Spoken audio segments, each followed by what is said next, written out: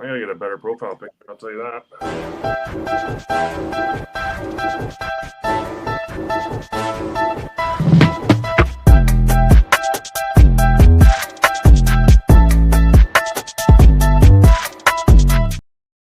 Well, to you, he's Michael Triolo. To my grandmother, he's Michele Triolo. No, never mind. That's just me having fun with you guys. Welcome to the program, everybody. This is NLL Lacrosse Talk, and we have a very special guest today, along with Gary Groob and I, as usual. And this time it's Michael Triolo. He is, of course, of the Saskatchewan Rush. And the National Lacrosse League has brought in Saskatchewan a couple of years ago, and it really... it's ironic because I just got off of a call with the Saskatchewan Rough Riders, another team in Saskatchewan, and the excitement there is obviously palpable. We'll talk about that. Gary will drill down on that. But what we'd like to start with is what caused you to pick up a stick. I was a young hockey player, and in Toronto, there's pretty two things that your buddies do, and they play hockey and they play lacrosse. So when they started playing lacrosse, I jumped from baseball to that. That's pretty much how it went. And then just kept rolling with it. People kept wanting me to play, so I kept playing. Now, this is always the follow-up question. What's kept you in it? What about the game keeps you interested and keeps that blood rushing? Short answer, I was always better at it than anything else, so I kept rolling with it. It's a long answer. It really does give you I met some of the best people of my life through it, and it's something that, and I will professional sports in general, it's something that it really is like the true what you put in, you get out of it. So by putting in the work here, you can really see it on the field, and that's something special for sure. Appreciate you being here again. Thanks for doing this. No, this is great. I really appreciate the opportunity to come on. Now let's bring her back a little bit. Now, growing up in Toronto and grassroots, you played minor lacrosse in Toronto, and then you hit junior with the Beaches. Let's talk about getting from minor into, now you're getting serious by, Toronto Beaches, great organization, storied organization, and just getting in there, and now you know that this is what you want to do. Yeah, I mean, it's funny because I've played on both sides of the country and things like that, and they have different ways into the junior A level. When I played senior out in Victoria, it was I didn't know that there was a level before you get into junior, and it's just pretty amazing that there's opportunities for young guys right out of midget to go in and play. I mean, I know it's U17 now, but to go in and play junior A is pretty. Only a few guys back then were able to do that. And I even started I played 6 games with the Markham Ironheads that are still sticking around before, because their junior B season starts before the junior A season. So I wasn't sure. Again, as a 16-year-old, you're not sure if you're going to make junior A. So and I was lucky enough to stick around with the Beaches though, and it really was. It was a battle though. I'm from Scarborough in Toronto, but not a lifetime beach guy. And I played out in West Durham, which is Ajax Pickering area for my minor. So again, a little bit on the outside looking in, but doesn't matter once you get there how you got there, right? So absolutely, yeah. No, I'm a North York guy myself, so I know all about it. So it's doing Scarborough and Birchmount Arena, and yeah, exactly. Yeah, let me complete the set. I'm an hour and a half away from 2 hours away from where I live, so I did some moving too. It's different. It's a life altering thing. Yeah, for sure it is. Now you spent a bit of time with the Beaches. You also spent time with St. Catharines, another storied organization with the Athletics. Talk about the difference, because it's another storied place. Yeah, I mean, going into that, so going from Ted Reeve Arena, which is like the sandbox down in the middle of the beach, to this out to St. Catharines, where it really is like it's a history arena, history franchise, and some unbelievable players have come out of it. When I was there, Darius Kilgore was our head coach, and it's a legend of the game, right? And really knew how to teach you how to be the gritty guy, which I think really helped me down the line. Not as much as I could say I played like him, but I think he taught me some things that definitely helped. But yeah, it really was. It's a complete change. The Beaches, when I finished there, they were rebuilding into something that built themselves into something amazing. It really has. They changed the management, they changed the coaching. They went a lot younger with a lot of Hill players and things like that, and it really turned them into something that they are now. But at the same time, I was in my last year and just available out there, and it really did wonders for me as well to just get different experiences for sure. There was a little, I will say, there was a small stint in KW at the end of that season too. I was about to jump onto that one as well.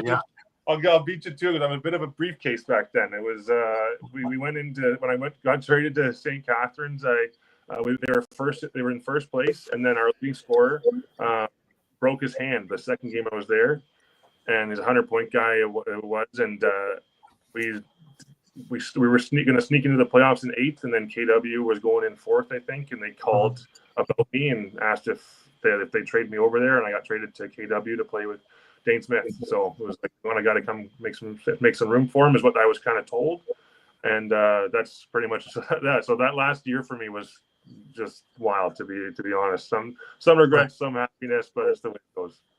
Now, being a big guy, did they kind of misuse you because of your size? Because setting picks and doing stuff like that, but really when we see how you developed, you've got the hands to do all this stuff as well, not just be the big guy that has to set picks and move everybody. I appreciate that, and it's more, I'd say, that I'm better now at 33 than I ever was at 24 or 25. I mean, even out in Victoria at 27 years old, like I'm 10 times better than I was then. Now than I was then. And it's not that teams misuse me. It's that I think that it took me a lot more time to develop those types of skills where you can make the space, but also when you get your chance, you can finish and make the play and make the read and things like that. And even to today, like, because I haven't had those opportunities, like I wasn't even up until I was 30, I played both ways pretty much, right? So it's funny, like I played both ways in Victoria, and I played both ways in Brooklyn when I was here in Ontario, and even in Coburg the first year I was there, I played both ways. So it's just it's not that I was misused, it's just that because of my size, people thought I could just play the big man role, and then I just kept working on my offensive skills, and things started to work out near the end. But hey, I'll take it when I get it. So I agree, and thank God you did work on the offensive skills, because now it's a pleasure to watch you, because you put a lot of fear into a lot of teams, and in a lot of different aspects now. So your game has just been completely well rounded. I want to talk about university. Now, you, of course, growing up here, you're a box guy. Yeah. You go out to Pfeiffer University, North Carolina, and now you're doing field. Yeah. Did you have any field experience when you did this, or did just going by the seat of your pants and trying? Back then there was just like a U15 lacrosse league, and it really is. It's kind of what the box has kind of turned into. It's the same type of players and stuff. It was a league, but it was just all the guys that keep playing lacrosse, right? To find a reason to play, and we'd go down to, I think, one or two tournaments, like the Turkey Shoot that was down in Ithaca, New York, go and get some looks. But otherwise, it was just a bunch of buddies from Scarborough pretty much playing on the same team is kind of how it worked out. That was the Saints team that we played on, and then down there. And but yeah, there was nothing special about my field game. Just, again, I think it was another one of the coach from Pfeiffer was a upstate New York guy. He brought in his first real year of recruiting. It was that year that I came in, and he brought in 8 Canadians and another 6 upstate New York guys. And by the end of it, those freshmen, we had 9 starting freshmen. Those 14 guys that came in. So it was more, you don't need box, you just need to be a good lacrosse player. Is kind of what his thought process. Right. So as long as you have the IQ, we can teach you the rest of it. Yeah. Talk about that, though, because field is a lot more mapped out, a lot more blueprint than box, which is all feel and moving with the flow. Was this a difficult adjustment? Because I know a lot of Canadians that go down there, they have a much easier time doing this than the Americans come up here trying to play box and not having any space. Yeah, I mean, it's funny enough. So playing both ways, defense, offense, I played LSM at Pfeiffer. So it kind of worked out well for my skill set. I lived for when the ball was on the ground and I got to put it in my stick and run up the floor or run up the field. And it's funny enough, our starting attackman was Robert Hope, who was he's a starting attackman, but he's a lifetime top D guy in the world, right? So it's just pretty funny how it works out that way. And then I turned out to be an offensive player playing defense. So it's definitely what we talked about too is like the Americans, they really have like the athletics and the skills and things like that. But the Canadians, they bring down this thing where we by playing box, you have all this ability to catch in tight, to play in those smaller areas, and to win. And I will say, to win those loose ball battles, because we're winning them in the corners of arenas, and there's a huge field out there now to win them on. It's a little different, right? But I do think that like you say, the adjustment for the Americans come up and play ball. It's nice to see there's quite a few doing it now, though. It really is. It's definitely showing that the box game is going down there as well, which is huge. Right. I would figure that all the room behind the net too is a little bit of an adjustment also, that all of a sudden you have an extra 10 yards you can run and say, oh my God. Oh yeah. I talked about a D guy though, when you're trying to not get beat by those guys behind the net. So it's a little different. Yeah. Learning angles short as possible. Definitely. Now, during your time there, the Bandits draft you, third round, I believe it was, 2015. Question I like to ask is, your very first training camp, was it what you envisioned? I think it was more like it was difficult, but again, it's back when there were only 9 teams, right? So it was really, you had to be best on best, and it was definitely a shock to the system to figure out where I needed to be, and I wasn't there. And the best line I ever heard was, "If you're good enough, you don't have to tell anybody about it; they'll just take it." And so at that time, I wasn't good enough, and they didn't take me, and that's kind of what started the drive to get to where I needed to be. But it was really, it was a shock. It was, okay, this is the level I think I'm at, that I thought going in was like a good level, and then it's just a whole nother level when you get there. And I knew, and going in, like, you're not going to be a pro right away, and some guys are, some guys aren't. But it really, how far I needed to go was a surprise to me for sure. What was the toughest adjustment? The toughest adjustment? Just how quickly your learning curve has to be. Like, you don't get a chance to, I guess, a season to pick it up or things like that. Like, there really is that the wins and losses are made in like a one scrimmage that you're going to get. You have to figure out their offense or their defense that they're playing and play it right in the first time they tell it to you. And you get one chance at playing it right, because sometimes, and I've been on the other side of this, where you're evaluating players and stuff too, you only get one look in that play from the coach. So like, it really is, and I've heard this from multiple guys in the league, and how the coaching that they've been coached by other NLL coaches. It really is like, you have to learn it quickly by their means, and if you don't, they'll just move on. And that's really what it is. You have to. So what I turned into, instead of having to keep learning it, I just became a sponge. I just started listening to everything. I asked a lot of questions, and that seemed irrelevant to some guys, to the point where some guys would be like, "Hey man, it's just lacrosse. It's not a chess game. We just got to figure it out as we go." I wish that it was the case. But that's the guys who are buying tickets now to watch you. Yeah. Well, that's what it is, right? So it was that was the biggest adjustment. Just the learning curve goes through the roof once you get there. Right. Now, you don't get on with the Bandits, but you keep pushing, like you said, and the Arena Lacrosse League comes around. 2017, I believe, was their first year. You got in there. You're with Oshawa, and now the learning begins, because I've been the media guy for a number of years with him. I love what Paul St. John's done with this league. I love this league. I love catching these games on the weekends, because anybody who's looking for something, you're going to see NLL caliber play, NLL caliber rules, NLL caliber coaching with guys who are up and coming. Some guys are coming down, but a lot of guys who are on the way up. And what I've noticed is it teaches you to become a pro. It teaches you how to stay a pro. Yeah. But it also teaches you all the things off floor as well as on floor, and how to be that way. Talk about when you first got in there. And again, this was the infancy of the league, and it's jumped to tenfold since where it was there. But just the infancy of the league, and how it embraced you and how you embraced it towards your learning. Yeah, I was lucky enough that first year we had a pretty darn good team. I think we ended up having 5 NLLers on that team, future NLLers, like and or previous, current, that type of thing. Like Zach Higgins was our goalie, and look at it now. I mean, he had a stint in Minnesota before he was with us, and I still to this day couldn't believe we had him for a year. He made sure we won that championship, but we had our defense was Matt Springer. Like, it's just stuff like that. Going into that league, it really was. It's the essence of it is it's still a place for people to play, because the talk from coaches is they're not going to pick you up off the couch in the NLL. So if you're not playing somewhere, if you're not doing something, they're not going to have a reason to pick it up. They're going to look for the guy who's been working through the ALL.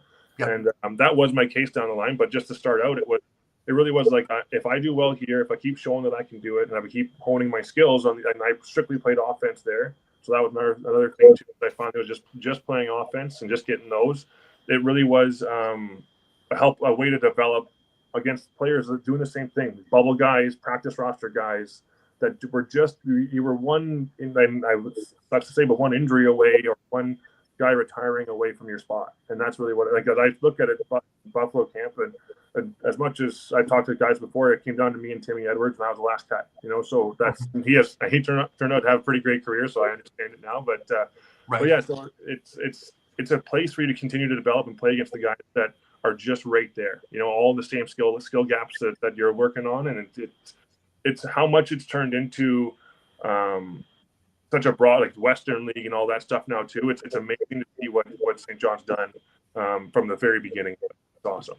It's like you're making a team twice, right? You got to make the chance to get on the team and then make it again. Yeah, absolutely. You have to, and you have to prove it in the ALL, or else they're not going to even give you a call, right? So that's the best part about it. Right. Now, you were this moldable piece of clay, but you wound up becoming the MVP of that year. So, again, being that sponge really paid off, because you're listening, you're taking the messages, you're putting it towards what you're doing on the floor and growing with it.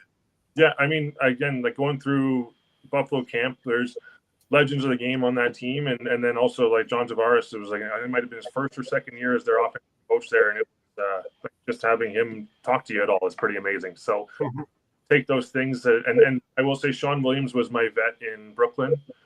And he was a part of their scouting team and things like that. And just learning from those types of voices, I just kept that stuff in my head of what I needed. And but like I said, like, being able to strictly play offense for the first time, I think that might have been the first time I did it, like, just for a full season. It definitely changed the way I was able to play and learn what I needed to learn at that time.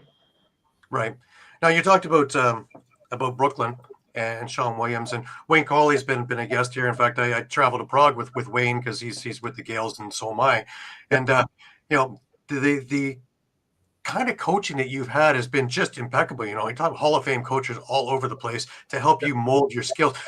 Brooklyn's another fine example of a great storied organization and an opportunity to play major. I love summer ball. I love it more than watching NLL. I just think it's such a more wide open, rougher game too.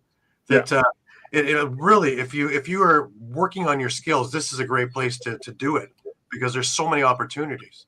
Well, yeah, and there's only so many places. I don't know if there's any leagues that in the summers or in the technical off season of the pro league, you're going to play against those pro players as a guy who's not in the league.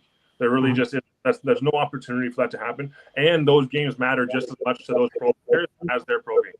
So that's what I mean. Like, Sean Williams was our captain, Derek Suttons was one of our D guys, Mike Poulin's our goalie. Like, these are guys that, against Pooley's still in the league, but it's pretty fun. Like, it's just like, those are legends of the game that every single time they show up at the arena at Iroquois Park, it mattered just as much as when they show up in Georgia or Rochester or whoever to win that game and to teach that young guy how to properly hold themselves, right? So it was unbelievable to have those types of veteran presences that early in my senior year.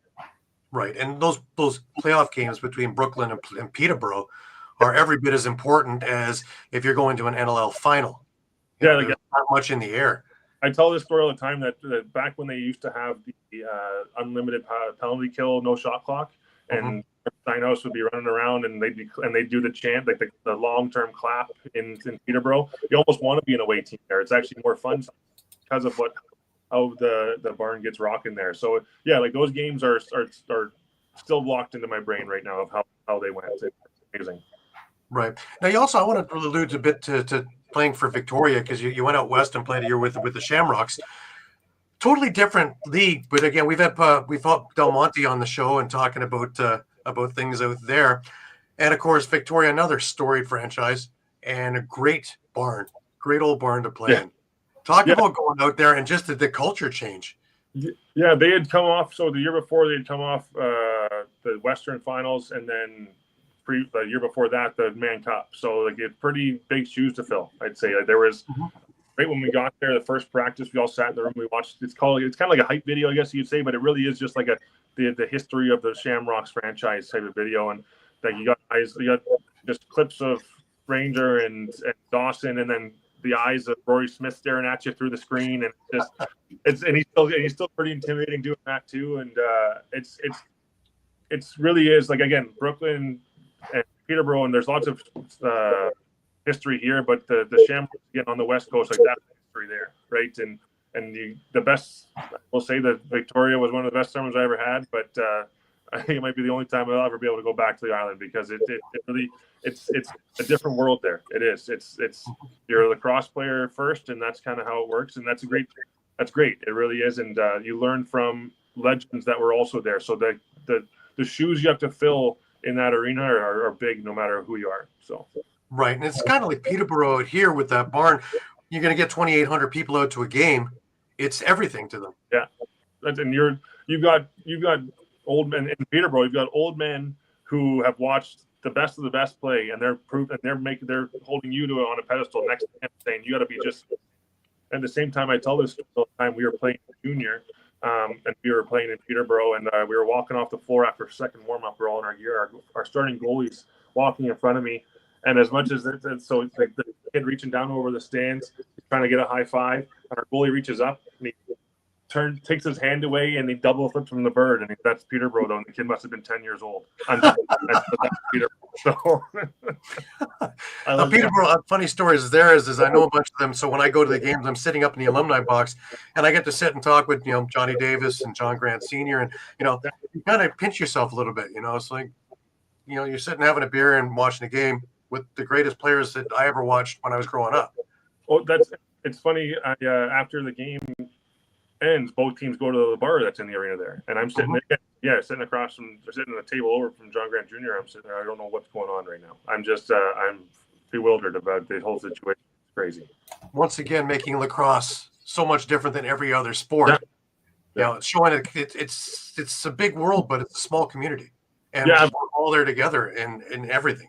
Yeah, the summer ball is different. That way, both teams you see each other out after, or everyone knows each other. They all play together. Winter too. The winter, that's where the only difference in the winter is that it really is team to each. Like you might go to the same place or whatever, but each other. But in the summer, it's pretty crazy. That's like that happens everywhere. Both teams go to the same bar or go to the place and hang out. It's pretty cool. Yeah. Now you mentioned about teams picking up guys from the ALL. I think something like 30 guys, maybe even more now, have been picked up from the ALL to get onto NLL rosters. You're one of those guys a couple of times, but you're one of those guys originally. Rochester comes calling. They need somebody. They pick up a couple of you guys, and you make it up there for a couple of games. So now you're seeing that your work is paying off. Yeah. Let's talk about that, because you'd heard about guys getting an opportunity. Now you're one of them. Yeah, I mean, that was so that year I was like a little bit of a long ride there. I was at Colorado camp that year, got let go, and I came off like an injury, so I didn't play ALL right away. I had a ankle injury, and I didn't get back in until maybe December, and then I started playing ALL again. I had Steve McCarthy, who was basically kept that Oshawa Outlaws team going for as long as it's been going. Gave me a call and said, "Hey, when you're ready, we'll take you back." And I said, "Okay, fine." But again, that was 27 years old, and I wasn't sure how much time I had left to keep battling this battle. And that's what happened. The story I tell now is that I've outlasted more guys than I was better than. So I just there's lots of guys who I knew that at 24 should have made it, and they didn't, and then that was enough for them, right? But I just always wanted that one team, and we're 6 games in, or like I played 6 games with them, and they were halfway through the year. And again, same kind of story is that I was just strictly playing offense. I was having a heck of a time there, and I just came off of a pretty good win that we had played against Paris. I got a call the next day, I think it was, or the next couple of days. And Rochester had made some trades. One was for Stephen Keogh, and then Austin Shanks got an injury. So they were down 2 righties right off the bat, and I got a call from Mike Hazen. He said, "Hey, what weekend?" It was a Thursday, I think. Or Wednesday, and he said, "Hey, what are you doing this weekend?" I said, "I can be doing nothing if you don't want me to be."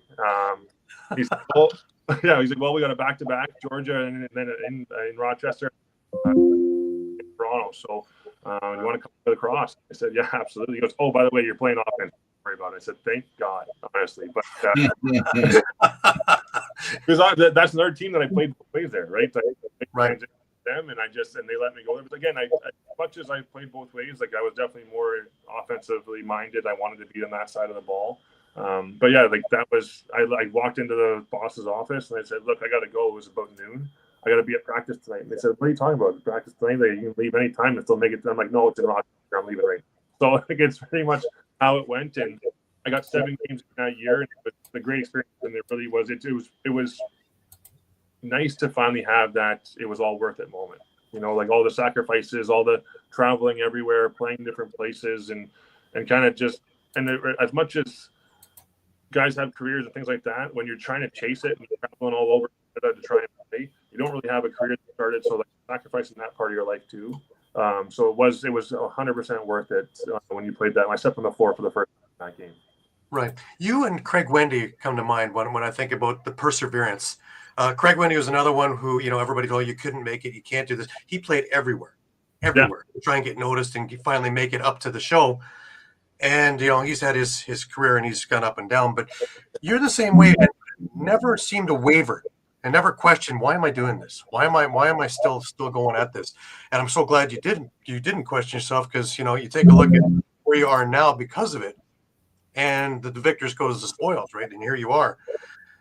Yeah, I mean, and funny, Wendy and I, we got as far back as we go when that league and stuff like that. It was almost like each other's kryptonite. Like one game would be mine, one game would be his, and that's just how it went. Like I'd get zeros on him, and the next game I'd get 3, and we just laugh at each other afterwards after those games.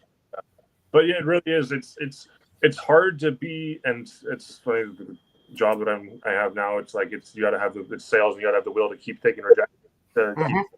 One of my stories I always go back on is that when there was 9 teams and I was looking for a spot, I'd call I'd call every single one, but after the 8th call, what makes you one? It's like, well, there might be a yes on the 9th call. You never know, right? To try and get a tryout, right? So, just the perseverance, keep trying it's not for everyone. It really isn't.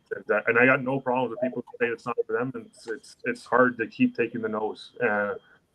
Even after that year with Rochester, where I thought I'd finally made it and had a chance, they moved to Halifax. I moved to Edmonton. I'm out that whole year again, right? And then COVID hits, and then nothing really comes as I keep calling, and then Panther City comes around, and I get lucky enough to get on with them. But it was 2 years, I think, since I'd played another NLL game, right? Right. How'd you keep yourself sharp? Everybody's talking about wall ball, but how did you keep yourself sharp mentally too? Yeah, I'm lucky enough that so a guy who was always in the corner when I lived out in Edmonton was a guy, Jordan Cornfield. He ended up being on with the staff in Panther City, but he was our captain in the minors in Edmonton minors for not his whole career there. And he was a guy who played for the Edmonton Rush when they were there when they first started out. And he told the same story where it was like he was just kind of in and out, and he just kept driving, and he kind of forced that love of the game into everyone who's been a part of that. And I tell us I call it a brotherhood, but that minors organization is something special up there, and it really makes guys want to play the game. We do everything together, even in the off season when there's no summer ball, and we figure go 4-on-4. So like as much as keeping yourself sharp, that team is full of all guys like John Lintz is there and other like that. So it's not hard to keep yourself sharp when there's guys that you're looking at play 10 years in the league who are playing like practicing on a regular, right? So that's the way I myself going through those off times. And I will say I met my wife right before I moved out west there, and she was always in my corner the whole way, and I wouldn't have done it without her either. Right. Now you've been a part of that Rocky Mountain League through the whole bit. That now it's huge. It's a big deal. Junior wise, they're an absolute an exclamation point now when we're talking about it. That it's not just there's another team in here. They have an opportunity every single year to win the Minto Cup. Yeah. And moving up in senior, when you go senior B, every year when we're talking President's Cup, they have a definite imprint towards the championship. So that has come from just a side thing to now you need to take us seriously. Yeah, and it's the people in the right places at the right time. I mean, like when I first went out there in 2018, it was a client called me and going for a 3-peat. You want to come and try and be a part of that third one? And that's what made me fall in love with the city and the team and all those things. Is that that was when Jordan Cornfield was our captain. That was the last year he played, and then he became the GM of the team. So that same leadership mentality was brought right to the front office of the team, and I will say, like he makes it worth it. Like that, the next time they went to P Cup, I think they've gone to 9 out of the last 10 or something like that. And it's funny, like you say, like the junior team, it changed the second that John, as much as Brent was an ambassador for them, but when John took over that organization, took over the head coaching job, players wanted to play junior A for him. So he got some of the best players in Alberta and then coming there to learn from John Lynch. So it's that leadership and that want to be good that those two have, that have taught from the top down. It really makes that whole organization better. Jordan and John Lynch have done immeasurable things for that organization. Right. Now, you'd mentioned Panther City.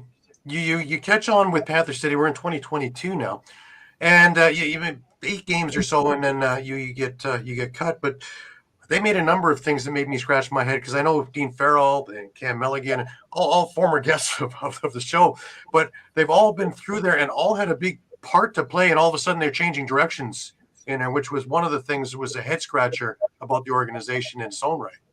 Yeah, and again, like I said it before too, if you're good enough, then you don't tell anybody about it. But at that time, it was funny. Like, so I think 6 games in, when you're losing every game, it doesn't really matter who's on or how well you're doing. They have to start mixing things up to try and get something going. Mm-hmm. Like Ryan Benesh was on our team, he traded away, and he's still a 40-goal goal. San Diego, he's a 40-goal guy, but he just wasn't the right fit at the time, as I guess what the consensus was for Panther City.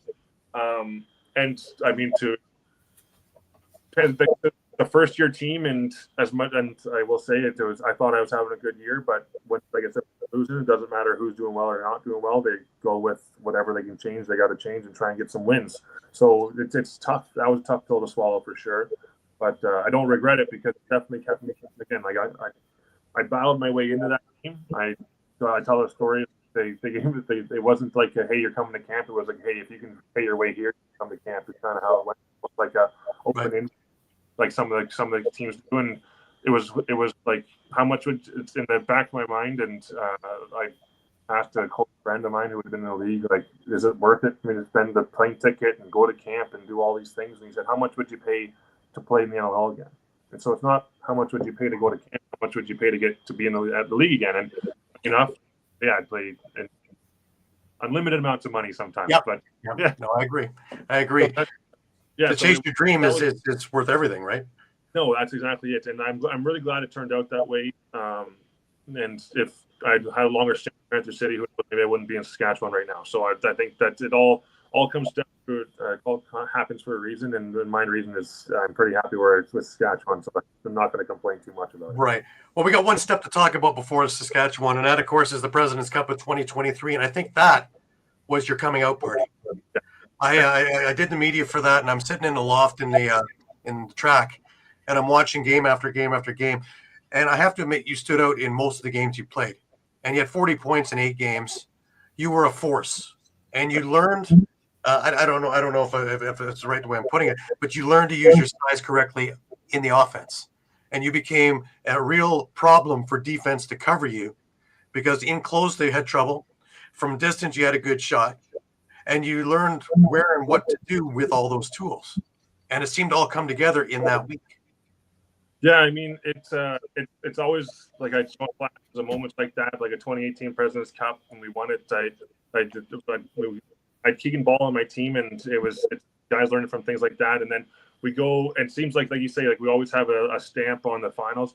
Every time we've gone, we go to the finals or something. Like that's pretty much how the cup is with Edmonton.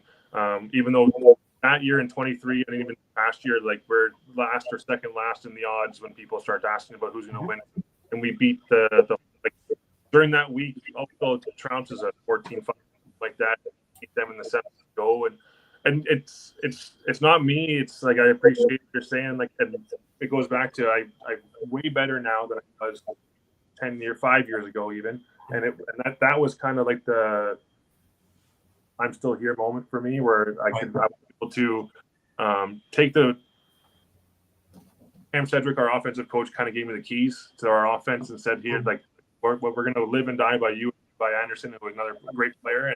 And everyone was really on board with that. Like everyone played together, but I was lucky enough to be a ball carrier on which you don't get that chance very much in the NLL if you're not the top guy. So I was able to show that I could do it, and then also still be able to use my size that I've been working on for years. I mean, I've always been a big guy, but the big guy to get in the way and get the space for everybody else, and now get the space for myself, which was like kind of a coming out.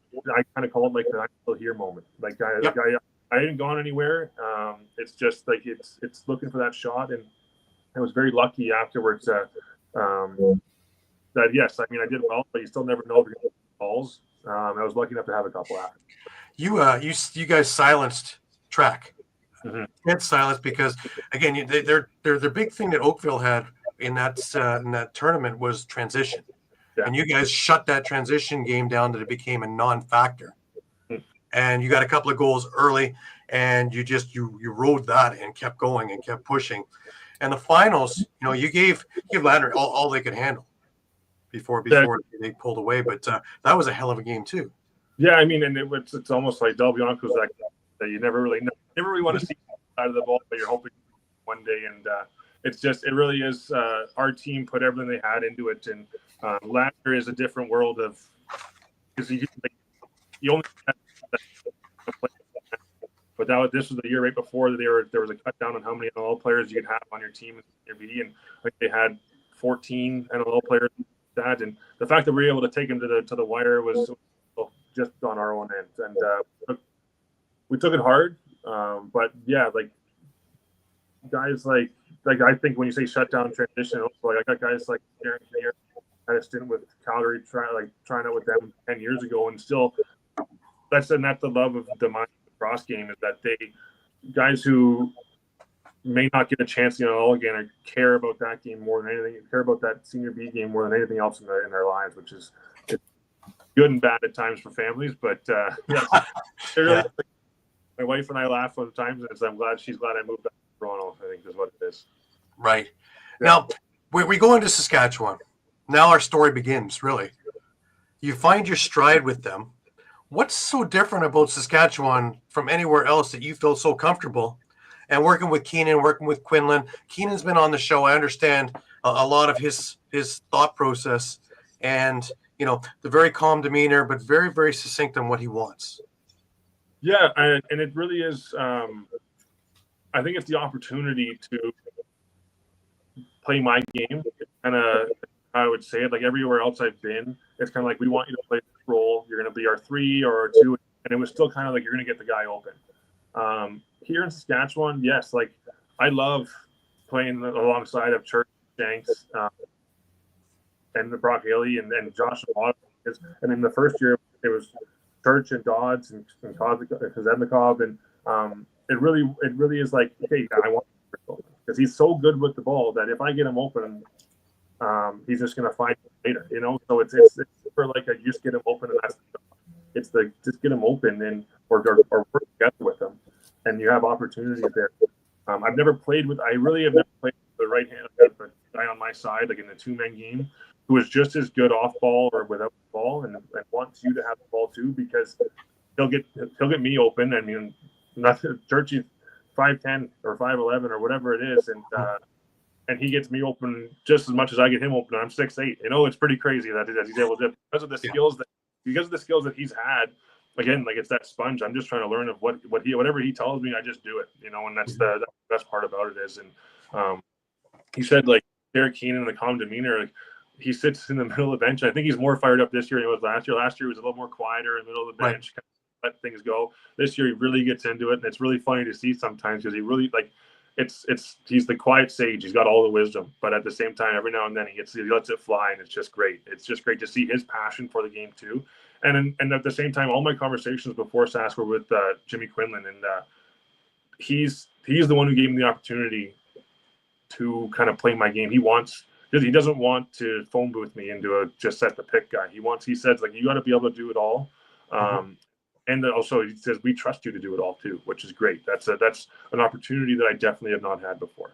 Right. He's the one who mentioned, though, we were able to define a role for Triolo, and he picked it up and ran with it. So, that sets a lot on your abilities, too, and learning and adapting. Yeah, absolutely. And that's the thing.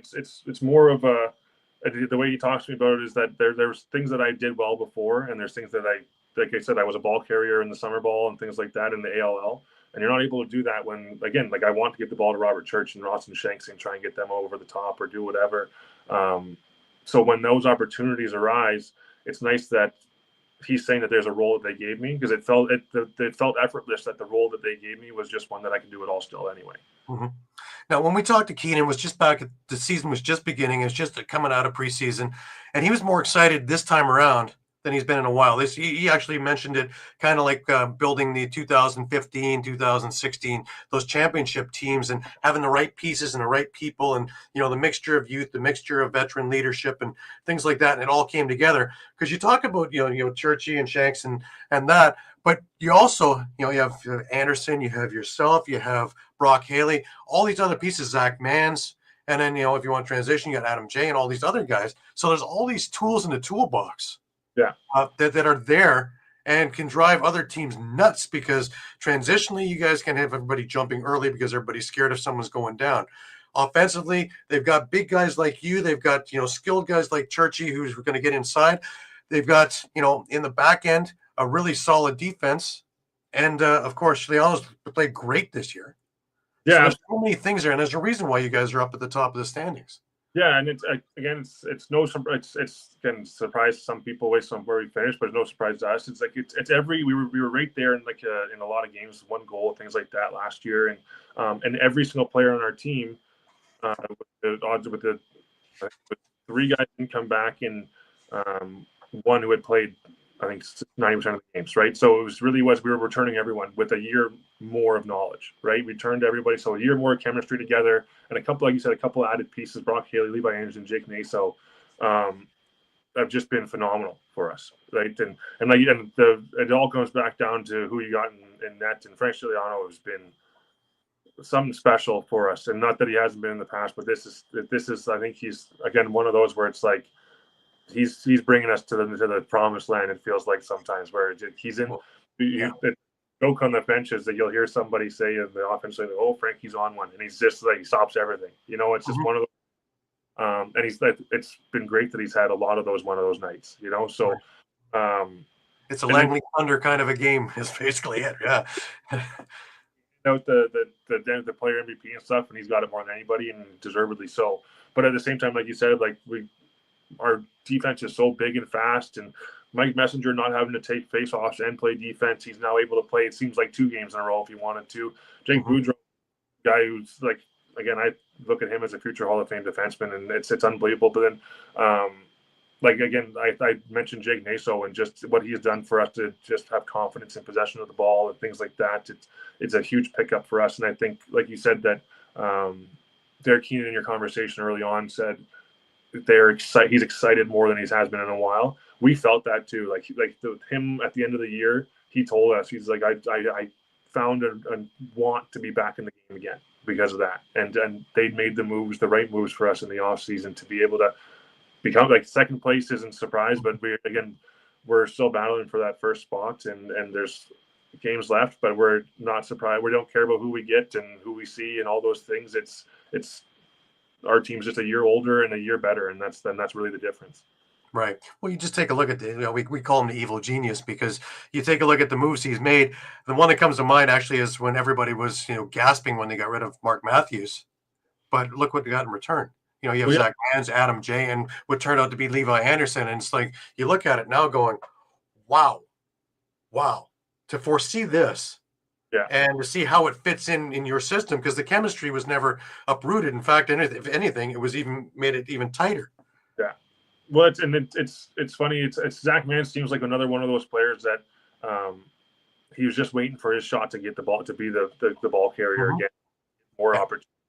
And Adam J is he's a gritty guy who likes to be all over the floor. And I think it really is one of those things where they're in positions where they were in Toronto that they may not have gotten as much opportunity to do those things. Right. And it's not a coming out party or anything like that. It's really just, hey, I now have an opportunity to hold the ball, and I have an opportunity to kind of run around and play my game. And I think our interior joke is no one wants to make deals with Derek anymore because of how. That's exactly right. because he'll fleece you. Anytime you give him an opportunity, he'll fleece you. He'll take everything, and he'll take the kitchen sink, and you'll say thank you. Yeah, it's you're like, wow, I can't believe we got that guy, and then a year later, you're like, well, I can't believe this happened. Yep. Yeah. But again, it's the culture in there, because a lot of you guys are relaxed when you're playing now, because you don't feel as though you're on the bubble that this might be it and that might be it in one play, and you guys have had a chance to develop, and the system is working with you, not you working into that system. So it's changed along the way to make you guys comfortable. Yeah, and it's Derek, but it's from the top down. Like Jimmy is he's the one I interact with most, run our offense and the head coaching job, and it's his confidence in us is felt. It really is. He makes sure, and he took me aside one day. He goes, "Don't you know, like, we're invested in you. Like that's like, as much as you might think that you were a bubble guy before, like you're in and out. We're invested. We want you here. We want you to be on the floor." So that's something that, in my 10 years of previously trying to be a part of it, never heard before once, right? So it's that confidence in his players. I'm sure not the only one who's heard something like that from him, right? So, but it's and you have guys who, and I will say we only have one, like Church has been here the longest, but Ryan Keenan and Holden Garland and guys like that and Mike Messenger have been here for 4, 5, 6+ years. It just shows, it's like, here's where we were when we were the best in the world. And then those guys know what it felt like. So they're able to kind of give that to the other guys. They're able to pass that along to, hey, this is what a championship team does in this situation. Where are we? Like, let's get there, kind of thing. And it's great to have those veterans kind of teach, like, showing the way for all of us. And as much as I'm a journeyman 33-year-old guy, I still need that veteran presence from our cap and Ryan Keenan to be able to kind of keep me on the right track as well. It's amazing to have. Right. Let's talk about the fan base, because I've been in and out of there a lot, and I got a lot of friends in Saskatchewan. I love going out, and of course, been to a number of the championship games and things like that, and mid-season stuff. And I always loved it in SaskTel Center, because the place, my ears would be ringing 3 days later. It was one of the loudest places I have ever been in, and the fan base is intelligent and passionate all the way up. Yeah, and it's unbelievable place to play. They love their they love their game there. And I will say, like Saskatoon, I always say that it's a sports town. So like you said, you talked about the Rough Riders before, and it's like they love their sports there, and they come out in droves. Like, we have season ticket holders from Moose Jaw, like for hours away, they'll come to those games. They buy season tickets, they support the team. And I will say, like, in the past few years, it's probably been hard to support, but they still came out. They're still there. This year we're on an uptick, so it's like the barn's been packed quite a few times. And we feel it, and like, it's like, and you're loved there if you're a part of the team. Like, again, like, I'm not a big name guy, and I still think myself not really, and I got lots of fans wanting to talk to me and ask me for my autograph and stuff, and it's a pretty fun feeling. Like, I'd say this, I've said this to many people. I've been on a lot of teams. Saskatchewan, top to bottom, has treated me the best, been the best place to be, and my family as well. Like, there's nothing like it playing in Saskatchewan. Right. My West Coast Riders from Moose Jaw. So Sean Slatt, if he comes up to see you, just give him a little pat for us. keep him honest. Now, the Rush have a lot of grassroots programs, and they've had it since they got there, probably even just before they got there in the move. Are you part of doing that and coaching some of the youth in there? We've had we have twice a year. I think that there's a big trip down from one of the northern communities that comes down, northern Saskatchewan community, and they come down and they basically come for a full weekend. They come to our practice, they do all these things, and then players stay on after, and we coach them up and things like that. The majority of our outreach though is by guys who are local, like Zach Mann, Jake Boudreau, Jerry Smith. Like, those guys are out in the schools, on planes to northern Saskatchewan, to places you can only get through by like a propeller plane.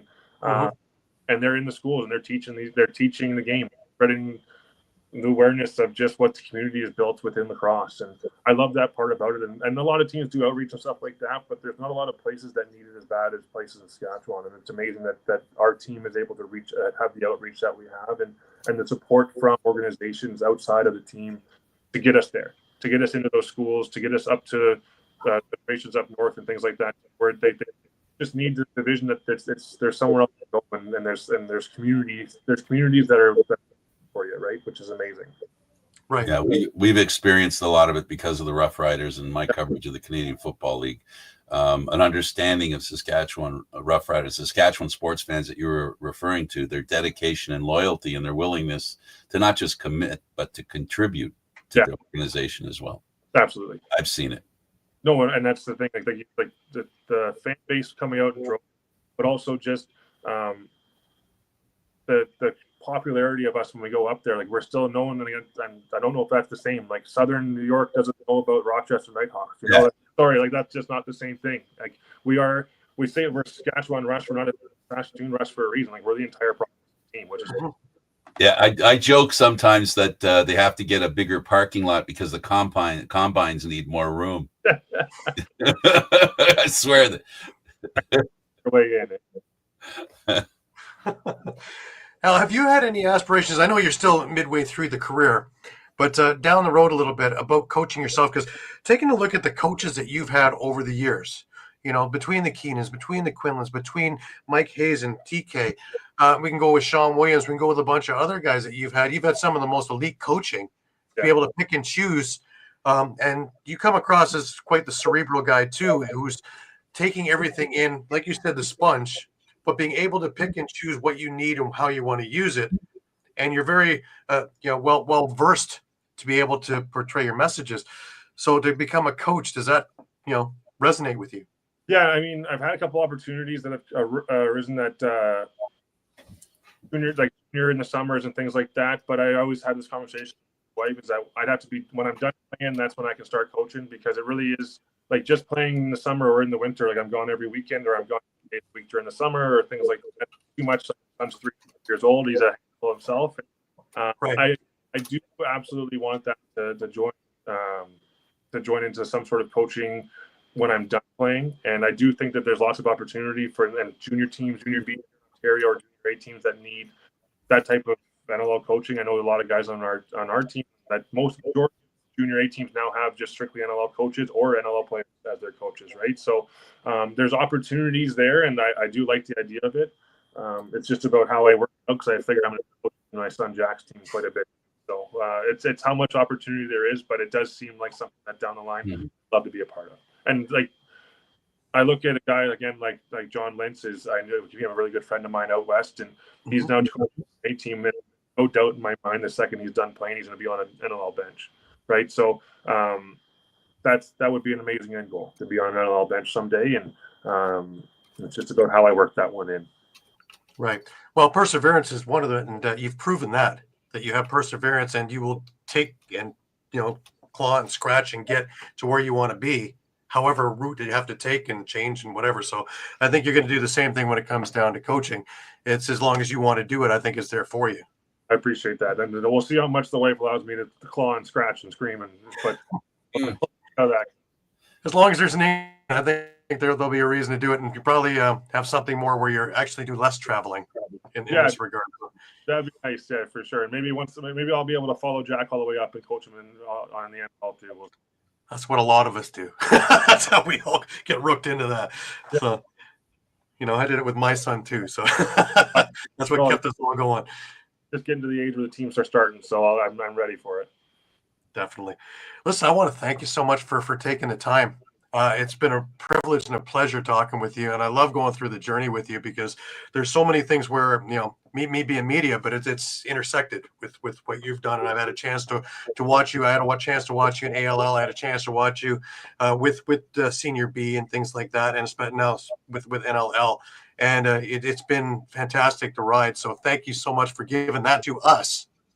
And I look forward to you really just, I think you're just it's still on the up climb. So I think the best years are still coming, even though you're 33. I think you still have a lot more to give in the next number of years. Well, I hope you got a clip of that. I'm going to take a clip of that to somebody else too. But no, this opportunity is amazing. And like, I still joke that I don't understand how I get these messages for podcasts sometimes, because I don't know that I'm a name that needs to be talked to, but it really is a great opportunity. And I can't thank you enough for giving me the avenue to tell my story and just have a chat with you guys. It's been great. Well, anything you need, just reach out. No, thank you so much. I hope you guys have a great rest of the day, and I'll be looking forward to this one. Well, we appreciate the time you take to spend with us and to talk about lacrosse. We love the game. And most of all, we like trying to figure out ways to have other people enjoy the game as well. And that's why these insights and your experience and the rest of the people that we interview's experience is important, because it's about family. It's about a game. It's more than a game. It's a lifestyle. It really is. Absolutely. And thanks for sharing that with us. Oh, thank you again. This has been a great experience for me. I'm going to go downstairs, hang out with the family, and tell them all about it. So thank you. You're welcome. All right. He's Mike Triolo of the Saskatchewan Rush. He's Gary Groob. I'm Candid Frank Stanisci. Thank you for watching NLL Lacrosse Talk. We'll see you again next week, Monday at 4:00. Thanks for watching.